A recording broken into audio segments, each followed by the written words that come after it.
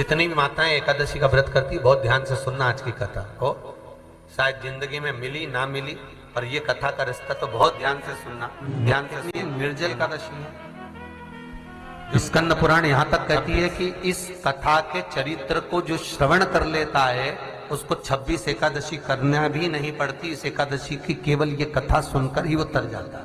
बहुत ध्यान से सुनना इसको, कथा तो बड़े भाव से सुन लो इसको, है? बड़े प्रेम से। इसलिए सारी एकादशियों में निर्जला एकादशी की महत्वता शास्त्र प्रमाण करता है महाराज। निर्जला एकादशी का उद्यापन जो करा जाता है, उसका उद्यापन और प्रदोष का जो उद्यापन करा जाता है, इन दोनों का क्रम लगभग एक जैसा ही। तो निर्जला पहुंची है, और निर्जला ने जाकर भगवान नारायण से निवेदन करा। भगवान विष्णु ने पूछा, क्या बात है निर्जला, आज तुम खेलती हुई यहां पर आकर खड़ी हो गई, क्या हुआ, क्या है? क्या तुमको गौलोक धाम में आनंद की अनुभूति नहीं हो रही जो तुम बैकुंठ में आई हो? निर्जला घूमती घूमती भगवान के सम्मुख में पहुंच गई। भगवान ने पूछ रहे हैं, बार बार पूछा, निर्जला हुआ क्या तुमको?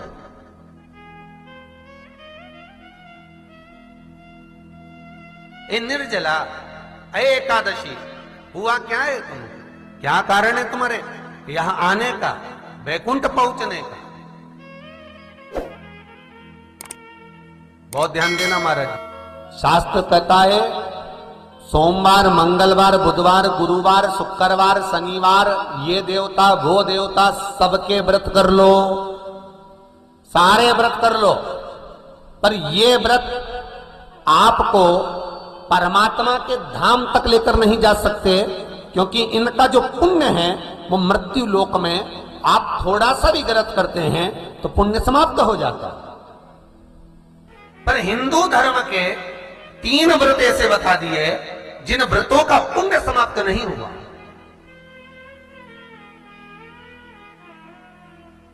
हिंदू धर्म के 3 व्रत ऐसे हो गए जिनका पुण्य समाप्त नहीं हुआ महाराज, जिनका पुण्य प्रबलता में बढ़ता गया। पहले नंबर पर एकादशी, दूसरे नंबर पर प्रदोष, और तीसरे नंबर पर शिवरात्रि। एकादशी भी 26 है तो प्रदोष भी जम के बोलते जाओ 26 है। शिवरात्रि केवल 12, केवल 12, और अगर अधिक मास की पड़ जावे तो ये 13, पर अधिक की आय तो 13 है।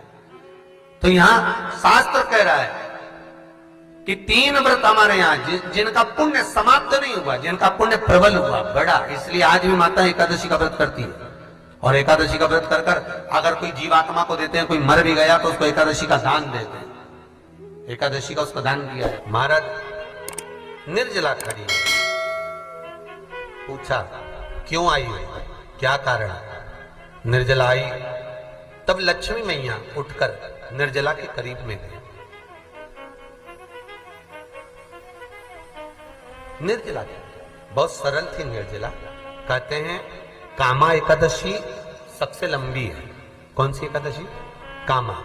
फिर मोक्षदा उससे नीची है महाराज, और निर्जला जो है बिल्कुल छोटा स्वरूप है। निर्जला का मतलब देखा जाए तो केवल 2 चोटी करी हुई है।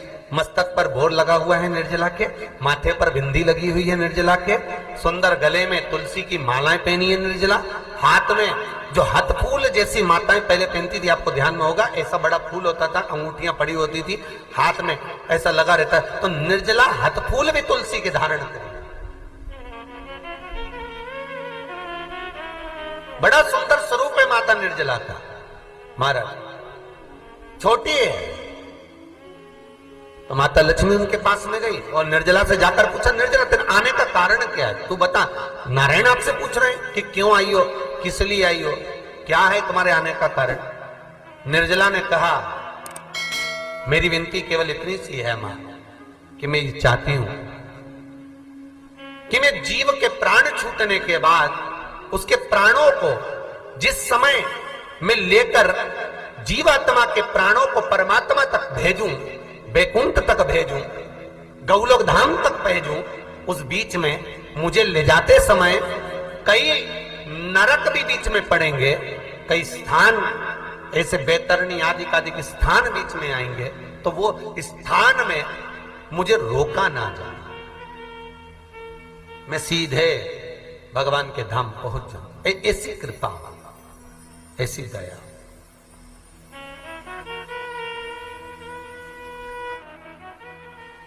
स्कंद पुराण यहां तक कहती है कि इस कथा के चरित्र को जो श्रवण कर लेता है उसको 26 एकादशी करना भी नहीं पड़ती। इस एकादशी की केवल ये कथा सुनकर ही वो तर जाता है। बहुत ध्यान से सुनना इसको, कथा को। सबसे पहला नियम एकादशी व्रत का, सबसे पहला नियम है कि आप जिस दिन व्रत करो उसके एक दिन पहले भक्ति का संचार इस हृदय में कर लो। भक्ति का संचार इस हृदय में कर लीजिए। जिस दिन आप व्रत करो, जैसे एकादशी का व्रत कर रहे हो तो दशमी के दिन शाम का समय जब आवे, रात्रि जब होने लगे, शाम का समय आवे और रात्रि का आप जब भोजन ग्रहण करो तो उस भोजन में कोई ऐसा पदार्थ ग्रहण मत करिए जिस पदार्थ के कारण आपकी एकादशी बिगड़ जाए।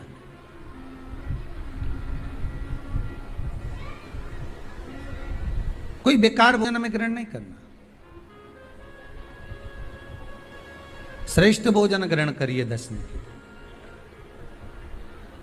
और एकादशी का दूसरा नियम बहुत ध्यान से सुनिएगा।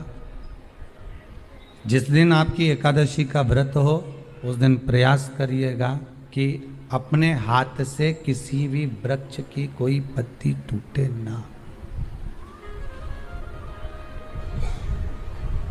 अपने हाथ से किसी भी वृक्ष की, पौधे की, किसी भी वृक्ष की पत्ती अपने हाथ से ना टूटे। बहुत ध्यान दीजिएगा महाराज। एकादशी का ये दूसरा नियम है कि अपने हाथ से किसी पौधे की, किसी वृक्ष की, किसी डाली की कोई पत्ती टूटे ना, कोई पत्ती ना टूटे, इसका प्रयास करिए।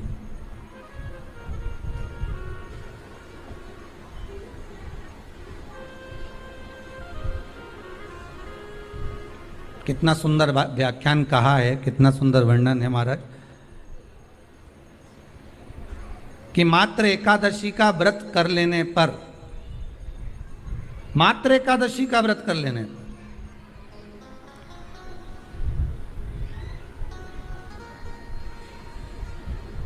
जो पूर्व में किया गया हमारा पाप कर्म है, हमने किसी जीव की हत्या करी है, हमने किसी को कष्ट प्रदान करा है, हमने किसी को अपशब्द कहा है, हमने किसी को ताने दिए, हमने किसी को आड़ा टेढ़ा कहा है, हमने किसी को गालियां दे दी है, मात्र एकादशी का व्रत ही कर लेने पर ये सारे जो दोष हैं वो समाप्त हो जाते हैं।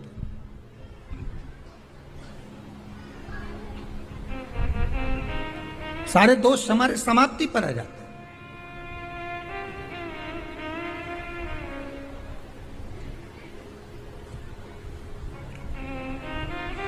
अब एक